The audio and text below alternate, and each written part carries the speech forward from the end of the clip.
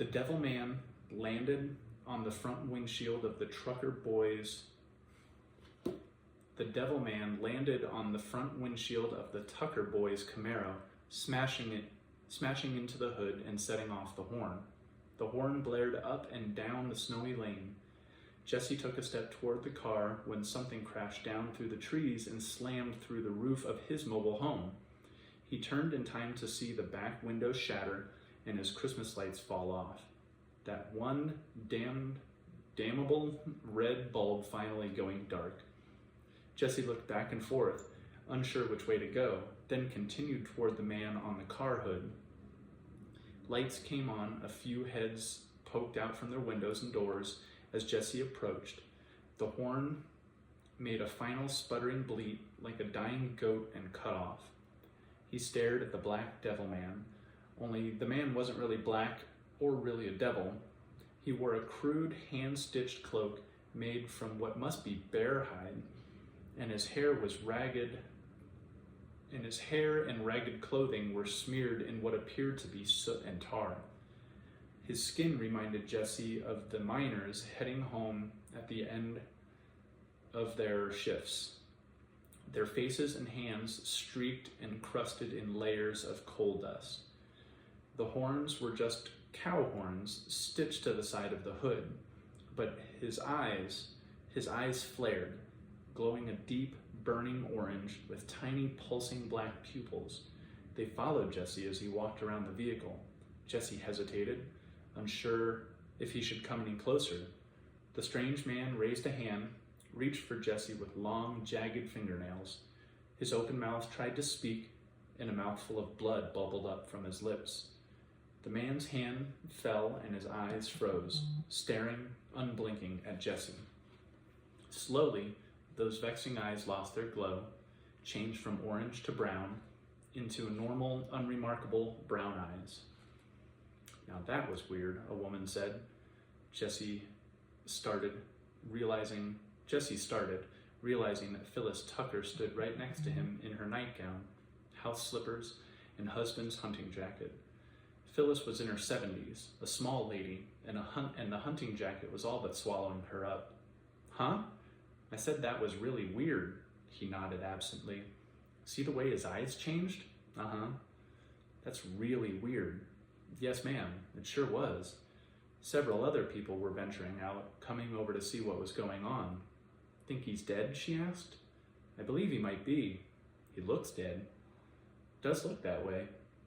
Hey, Wade, Phyllis cried. Call an ambulance. Wade, you hear me?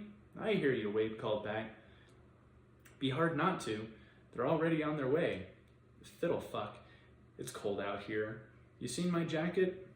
From 3 trailers over, the Powell's two teenage daughters, Tina and Tracy, came walking up, followed by Tom and his wife Pam. Pam was trying to light a cigarette and hold on to a beer, all while talking on her cell phone. Why is he all black like that? Tina asked. And without giving anyone a chance to answer, she added, Where'd he come from? He ain't from around here, Phyllis said, I can tell you that. Looks to me like he must have fallen off something, Tom said. Something really high up. Everyone looked up except Jesse. Like maybe out of a plane, Tina asked? Or Santa's sleigh, Jesse put in. Phyllis gave him a sour look. Don't believe the goddamn Lord approves of folks disrespecting the dead. Jesse pulled the unlit cigarette from his mouth and gave Phyllis a grin. The good Lord don't seem to approve of most things I do, Miss Tucker, or hadn't you noticed? Billy Tucker arrived, hitching up his jeans. Shit, my car.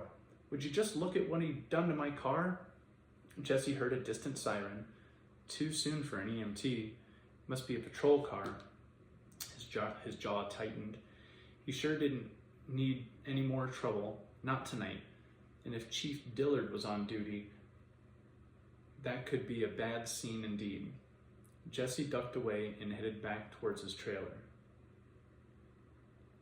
About halfway back, he remembered that something else had fallen from the sky, had crashed through his roof. As a matter of fact, the odds were pretty good that something might well still be in there. waiting. Another one of them? He couldn't stop thinking about the thing's eyes, those creepy orange eyes. He knew one thing for certain. He didn't want to be in a room with one of those, whatever the fucks, if it was still kicking around.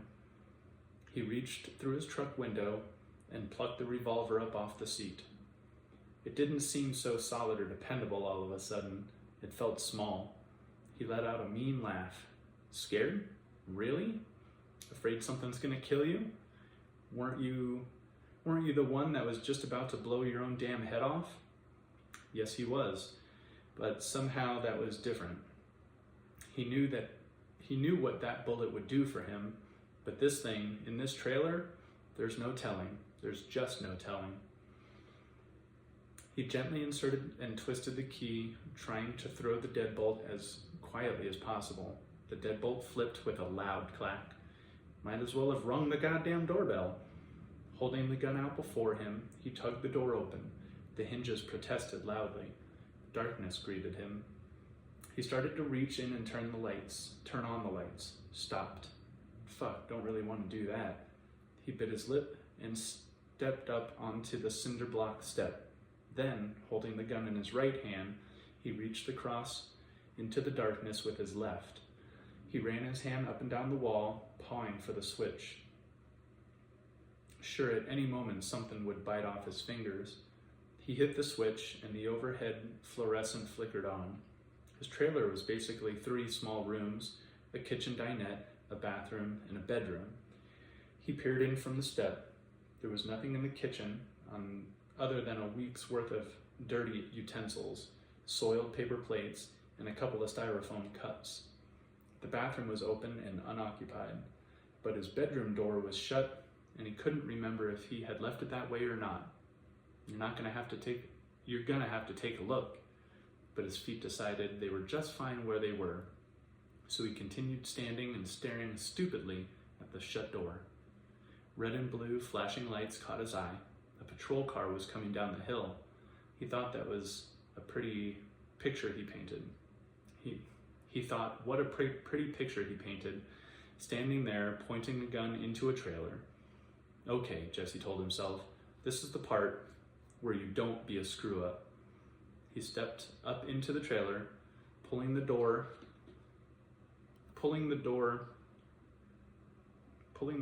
to, but not shutting it. He stepped up into the trailer, pulling the door to, but not shutting it. It took another full minute of staring at his bedroom door before he said, fuck it, and walked over and turned the knob. The door opened halfway in and stopped. Something blocked it. Jesse realized he'd bitten his cigarette in 2 and spat it out. Don't like this, not one bit. Holding the gun at eye level, he nudged the door inward with the toe of his boot. He could just make out a hunched dark shape on the far side of the bed. Don't you fucking move, he said, trying to sound stern, but he couldn't hide the shake in his voice, keeping the gun trained on the shape. He batted at the wall switch. The lamp lay on the floor, the shade smashed, but the bulb still in it, casting eerie shadows on the wall. Jesse let out a long breath. Well, I'll be damned. There was no orange-eyed demon waiting to devour him, only a sack, a large red sack, tied shut with a gold cord. It had smashed through the roof and ended up on his bed. Jesse held the sack at gunpoint as he plucked out a fresh cigarette, lighting it with his free hand, inhaled deeply, and watched the snow accumulate in his bedroom. A few deep drags, and his nerves began to settle. He set foot on his bed, leaning forward, and poked the sack with the gun barrel, as though it might be full of snakes. Nothing happened. Jesse jiggled the gold cord loose, pulled the sack open, and took a peek. I'll be damned. That's the end of chapter 1.